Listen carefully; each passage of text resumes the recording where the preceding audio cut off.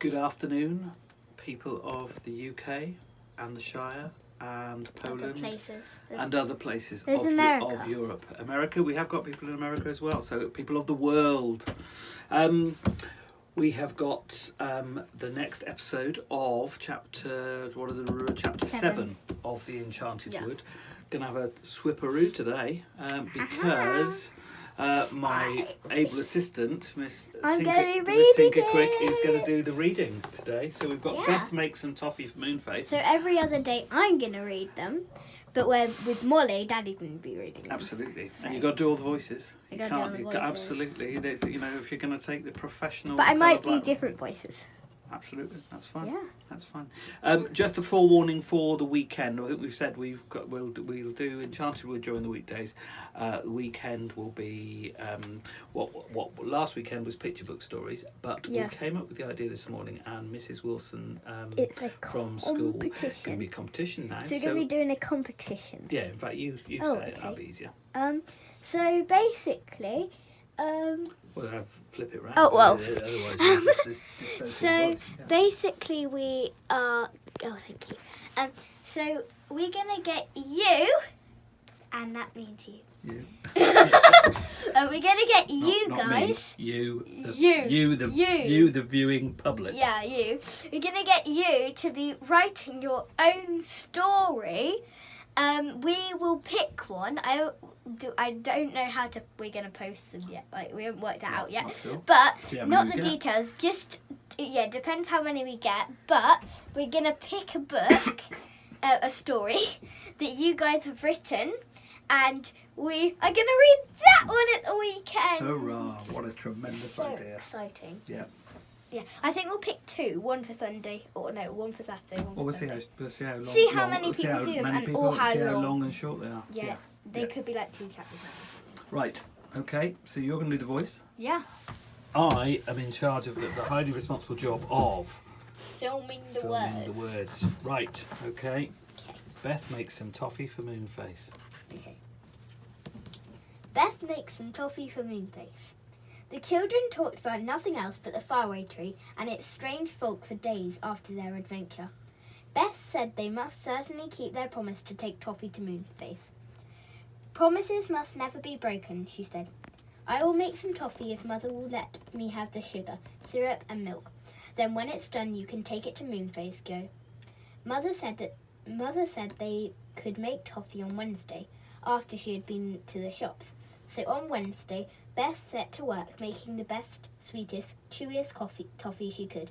She set it in a pan on the stove. It cooked beautifully. When it had cooled and was set nice and hard, Beth broke it up into small pieces. She put them into a paper bag, gave one piece each to the others, and popped one into her own mouth. I'll have to go at night, I think, said Joe. I shan't get any time off this week, I know. We're so busy with the garden now. So that night, when the moon was shining brightly in the sky overhead, Joe slipped out of bed. Beth and Franny woke up and heard him. They hadn't meant to go with him, but when they saw the moonlight shining everywhere and thought of that exciting faraway tree, they felt that they simply couldn't stay behind.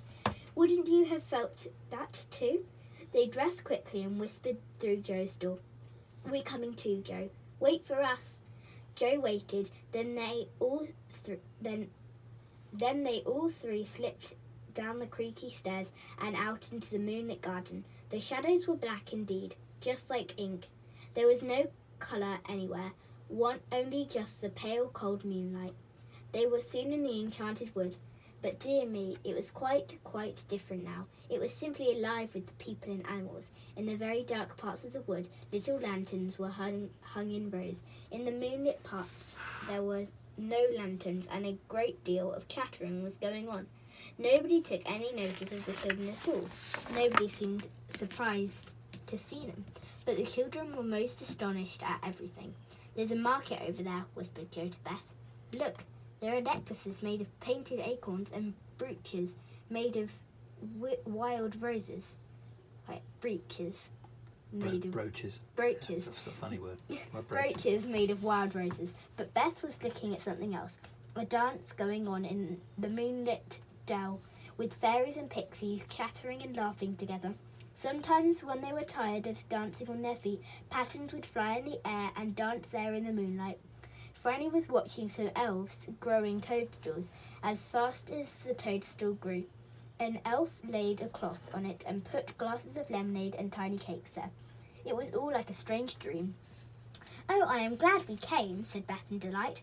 "Who would have thought the Enchanted would be like this at night?" They wasted a great deal of time looking at everything, but at last they got to the faraway tree. And even here there was a great difference. The whole tree were hung with strings of tiny lights and glittered softly from branch to branch, rather like a very enormous Christmas tree. Joe saw something else. It was a stout rope going from branch to branch for people to hold on when they wished to go up there. "Look at that," he said. "It will be much easier to go up tonight. All we'll have to do is just to hold on to the rope and pull ourselves up by it. Come on." Other folk, and some animals too, were going up the tree, not to the land at the top, but to visit their friends who lived in the trunk of the enormous old tree. All the doors and windows were open now, and there was a great deal of laughing and talking going on. The children climbed up and up. When they came to the window, the pixie, who had been so angry with them last week because they had peeped in, they found that he was in a very good temper now, sitting smiling at his open window, talking to 3 owls. But Joe didn't think they had better stop, in case the pixie remembered them and threw water over them again. So on they went, holding on to the thick rope, climbing very easily. They came to Silky's house and called her. She was at her stove, baking something. "Hello," she said, looking up and smiling. "So here you are again, just in time too, because I'm baking pop cakes, and they are most delicious hot." Her silky golden hair stood out round her tiny face, which was red with baking. Joe took out his bag of toffee. "We're really taking them to Moonface," he said, "but do have one." Silky took one and then gave them 3 hot pop cakes each. My goodness, how lovely they were, especially when they went pop in the children's mouths. "We mustn't stop, Silky dear," said Beth. "We've still a long way to go up the tree." "Well, look out for Dame Washalot's washing water then," said Silky. "She's dreadful at night. She knows there are a lot of people up and down the tree, and she just loves to soak them with her dirty water." The children went on up. They passed Mr. What's-his-name, still fast asleep and snoring in his chair, and dodged Dame Washalot's water sloshing down. Nobody even got splashed this time. Franny laughed. "This really is the funniest tree I ever knew," she said. "You simply never know what's going to happen." They pulled themselves up and up by the rope and came at last to the top. They knocked on Moonface's yellow door. "Come in," yelled a voice. In they went. Moonface was sitting on his curved bed, mending one of his cushions. "Hello," he said. "Did you bring me that toffee you owe me?" "Yes," said Joe, handing him the bag. "There's a lot there." Moonface, "Half to pay you for last week's slippery slide, and half to pay you if you let us go down again tonight." "Oh my," said Moonface, looking with great delight into the bag. "What lovely toffee." He crammed 4 large pieces into his mouth, and such was joy. "Is it nice?" said Beth. "Ooble, ooble, ooble, ooble," answered Moonface, quite unable to speak properly, for his teeth were all stuck together with the toffee. The children laughed. "Is the roundabout land at the top of the faraway tree?" asked Joe. Moonface shook his head. "Ooble," he said. "What land is there now?" asked Franny. Moonface made a face and screwed up his nose. "Ooble, ooble, ooble, ooble, ooble," he said very earnestly. "Oh dear, we shan't be able to get anything out of him at all while he's eating toffee," said Beth. "He'll just ooble away. What a pity. I would have liked to know what strange land was there tonight." "I'll just go and peep," said Joe, jumping up. Moonface looked alarmed. He shook his head and caught hold of Joe. "Ooble, ooble, ooble, ooble," he cried. "It's all right, Moonface. I'm only going to peep," said Joe. "I shan't go in the land." "Ooble, ooble, ooble, ooble," cried Moonface in a fright, trying his best to swallow all the toffee so that he could speak properly. "Ooble!" Joe didn't listen. He went out the door with the girls and climbed up the last branch of the faraway tree. What strange land was it above it this time? Joe peered up through the dark hole in the cloud, through which a beam of moonlight shone down. He came to the little ladder that ran up the hole in the cloud. He climbed up it. His head poked out into the land at the top. He gave a shout. Beth! Franny! It's a kind of ice and snow. There are big white bears everywhere. Oh, do come and look! But then a dreadful thing happened. Something lifted Joe right off the ladder and he disappeared into the land of ice and snow above the cloud. Come back, Joe! Come back! Yelled Moonface, swallowing all of his toffee in fright. You mustn't even look, or the snowman will get you. But Joe was gone. Beth looked at Moonface in dismay. What shall we do? She said. Dun, dun, dun, dun, dun. Wow. And a little look at tomorrow's episode is Joe and the Magic Snowman. That actually looks a bit like an evil version of the I think it is an evil snowman.